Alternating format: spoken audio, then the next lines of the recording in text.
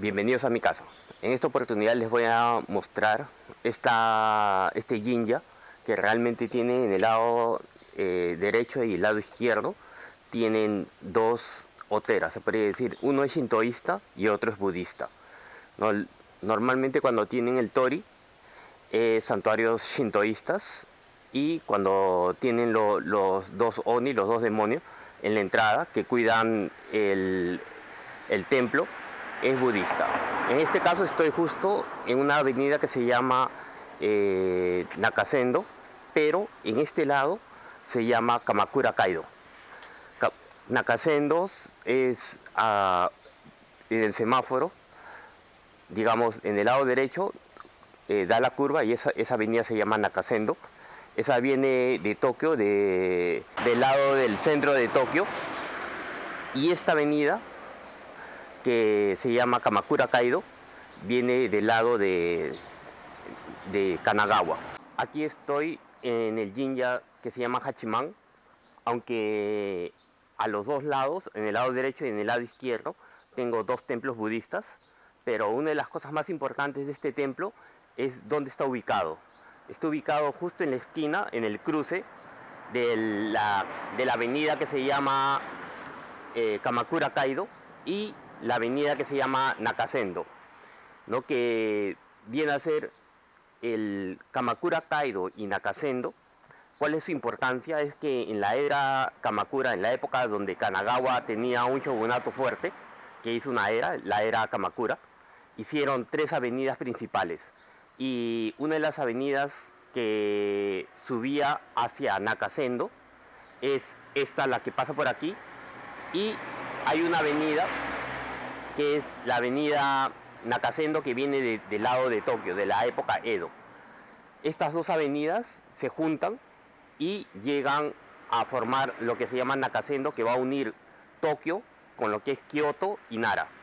Pero esto normalmente cuando tenemos estas lámparas, vamos a identificar que hay un sitio donde la avenida, en la época de los samuráis estoy hablando, es que había una bifurcación importante para que las personas que estén caminando se den cuenta de que hay algo importante para doblar, girar o cruzar hacia un lado. En este mapa podemos ver justo cómo se unía Kamakura Kaido con Nakasendo. Y este lado conmemora a la diosa Inagi. Normalmente se representa a la diosa del arroz. Vamos a ver dentro del templo que justo en esta época se está celebrando la cosecha, la siembra del arroz. Así que aquí se celebra también la siembra del arroz. La diosa Inagi se decía de que era un ave que comió del arroz y se fue a la montaña que queda aquí en Saitama, y ahí se convierte en una diosa. Pero vamos a ver en otra oportunidad la montaña en Saitama. En esta oportunidad vamos a entrar aquí.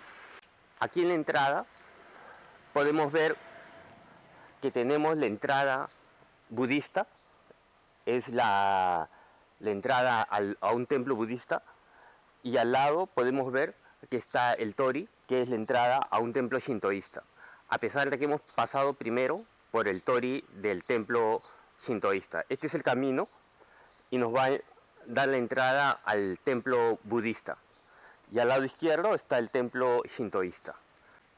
Podemos ver cómo es que se debe de entrar al templo, y aquí nos indica cómo debemos de entrar. Primero por el centro, salimos, otra vez entramos por el centro y hacemos un nudo.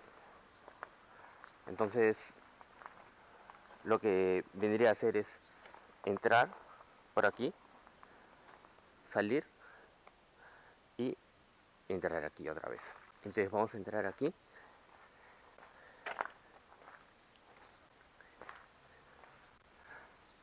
Y es aquí, este templo es un templo shintoísta. A pesar de que hemos entrado por la puerta del templo budista, el templo budista vamos a entrar ahora, hay dos, uno a la derecha y uno a la izquierda, que y en el centro está este templo shintoísta. Vamos a ver aquí el lado, cómo ha sido esculpido, y vamos a ver la importancia de este templo. Aquí en el templo vamos a ver cómo está esculpido la parte de arriba y vamos a ver cómo es que se hacía.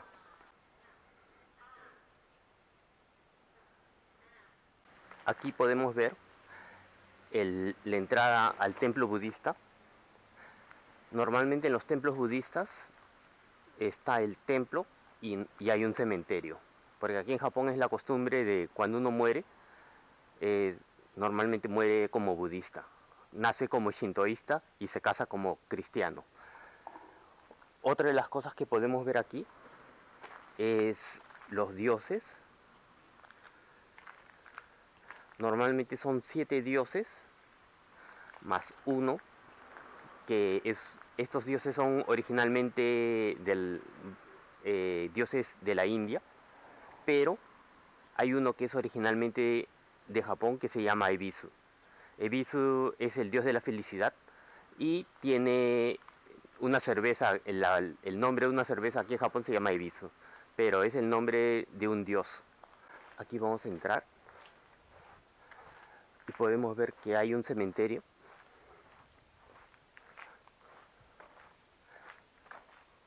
Aquí seguro hay muchos que han sido de la época de los samuráis. Y si vemos en la parte de atrás, hay otro templo, vamos a ir ahora. Es un templo también budista y vamos a ver que no están unidos, sino que están separados por el yin-ya. Aquí estamos en el yin-ya. Si lo vemos del lado de la entrada, vendría a ser a la derecha. Aquí está la diosa Kanno y podemos ver que aquí está el templo en la parte de atrás, y en la parte de mi derecha estaría el yin-ya, que está justo entre las dos avenidas, entre la Nakasendo, que era de Tokio hacia las montañas, y se une con la avenida Kamakura. Entonces esto es el segundo Otera, se podría decir, el segundo templo que podemos ver. Vamos a entrar y vamos a verlo.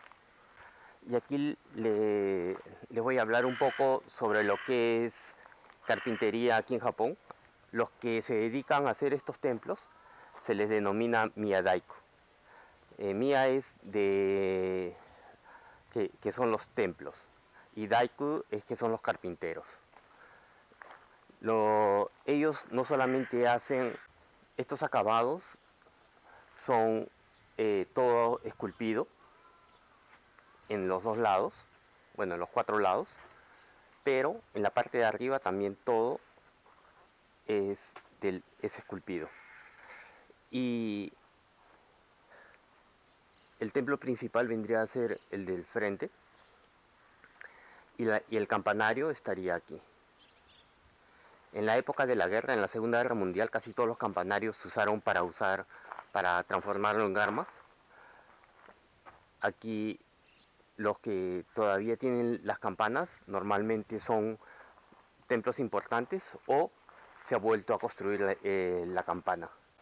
Por ejemplo, en el caso de esto, si podemos ver el detalle de este lado, vamos a poder apreciar cómo es que ha sido tallado. Normalmente cuando los japoneses tallan la madera, digamos, cómo es que se hace el tallado. En Japón, justo en esta época, que empieza la época de la siembra del arroz, es la época de la lluvia. Y en la época de la lluvia, más o menos son 3 meses que va a llover. Cuando se hace el tallado normalmente se hace en contra del crecimiento. Digamos que los árboles crecen en este sentido y el tallado se hace en este sentido. ¿Para qué se hace de esta forma? Es para que cuando la lluvia caiga, moje la madera, pero utilice como si fuese un paraguas, que aleje la lluvia del tronco principal. Y cuando uno lo va tallando de abajo hacia arriba, ¿qué es lo que sucede? Es de que el aire va a secar la madera con mayor facilidad. va a haber un pequeño aire entre el tronco principal y lo que se ha tallado. Por eso, otra de las cosas que vamos a ver es la dirección. Siempre se van a hacer los troncos en la dirección, digamos, creciente. El árbol siempre va a tener el sentido, o la columna, no siempre va a tener el sentido creciente. Aquí en Japón, si uno hace una casa y la columna la pone contraria, se puede decir como que el árbol crezca en sentido hacia abajo, se cree que es mala suerte y el dueño puede pedir que le hagan otra casa, porque lo que el carpintero le estaría dando es una... Cuando uno hace una casa es para crecer, y uno debe crecer igual como crecen los árboles. Aquí vamos a ver el templo principal. Aquí estamos en el templo principal, y si vemos cómo está la dirección de la columna, nos vamos a dar cuenta que está en dirección hacia arriba, como que el árbol eh, creció. ¿Cómo nos damos cuenta de eso? Normalmente por los nudos. Cuando vemos cómo están los nudos, cuando una rama sale del árbol, normalmente en la parte de arriba de la rama las líneas se van a hacer más pequeñas, más comprimidas, y la parte de abajo se van a estirar. Y entonces ahí vamos a poder ver cómo es que creció el árbol. Vamos a ver la, todas las maderas están igual en el lado que va creciendo.